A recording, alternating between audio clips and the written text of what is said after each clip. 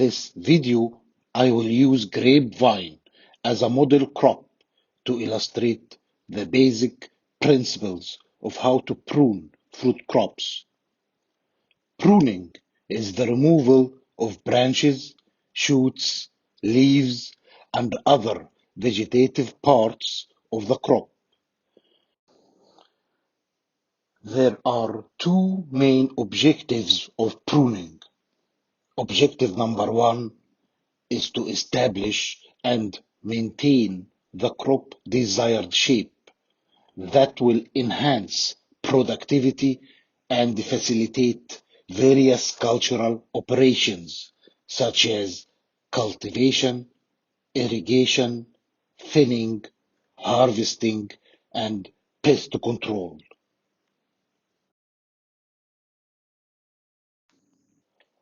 The second objective is to distribute the proper amount of wood that carry buds over the plant and between plants, and to regulate the amount of crop to reduce the need for fruit thinning by adjusting leaf to fruit ratio so that large crop of high quality fruit can be produced every year.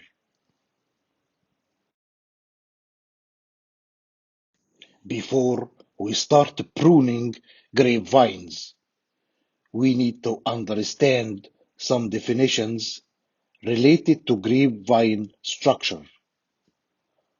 Arms are branches older than 1 year. Fruit cane is the basal part of a mature cane, 8 to 15 buds long, that produces fruit during the next growing season and is removed at pruning time the following year.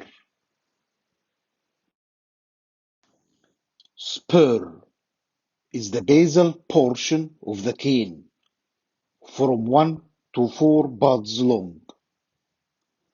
Renewal spurs are intended to produce canes to be used for fruit canes the following season. They usually bear fruit. Replacement spurs are used to shorten or replace arms or branches and usually bear fruit. Suckers are water sprouts that developed from below the soil surface.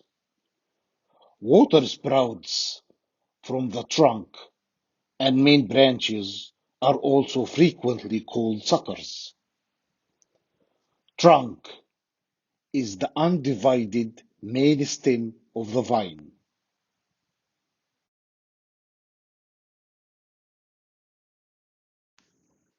There are three main types of training pruning systems for grapevines. Number one, head training, spur pruning.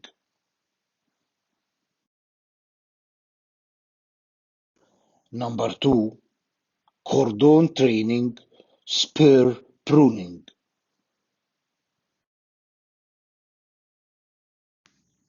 And number three, head training, cane pruning.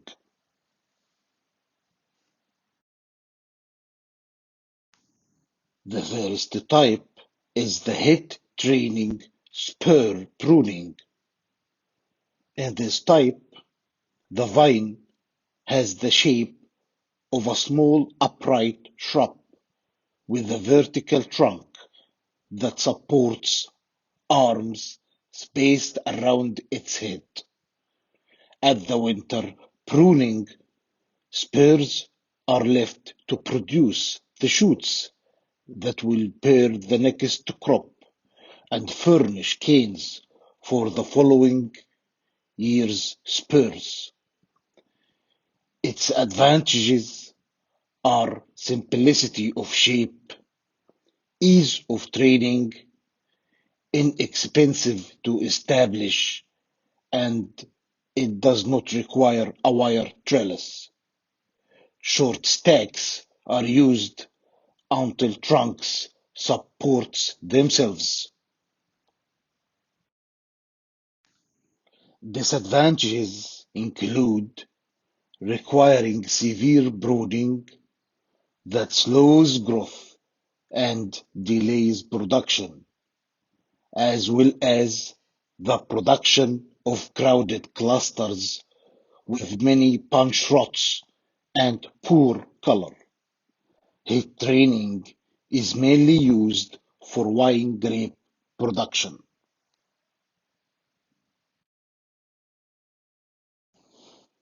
The second type is the cordon training spur pruning.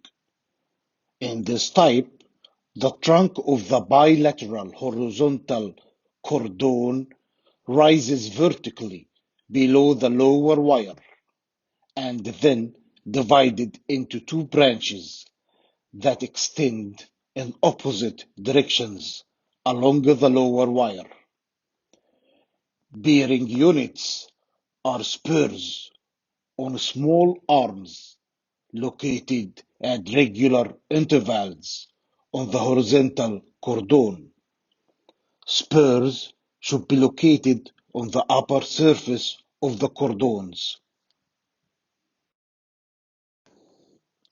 Advantages of the cordon system are that fruits are well distributed, hangs away from the ground, and usually colors well.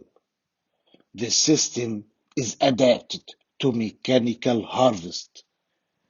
Disadvantages are that it is labor intensive and costly to establish, and permanent support is required. It is well adapted for table grapes and wine grapes.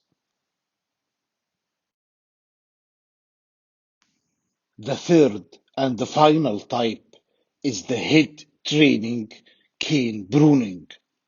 In this type, the shape is similar to that of head trained vines, except that the head may be fan shaped in the plane of the trellis.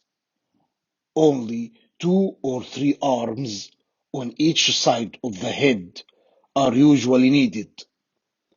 At winter pruning, fruit canes with 8 to 15 buds are retained for fruit production, and old fruit canes are removed. Canes for use the following year are produced from the 3 or 4 renewal spurs, usually 2 buds long, retained in the head of the vine. Occasionally, growers leave no renewal spurs because ample shoots develop from the basal buds of the canes in some vineyards. Advantages of cane pruning are that a full crop is obtained for varieties that have few or no fruitful buds near the base of the cane, such as in the case of some table grape varieties. A large crop can also be obtained for very small clustered wine varieties. Disadvantages include the tendency of most varieties to overcrop and the high cost of pruning and tying canes. Also, a trellis support is required.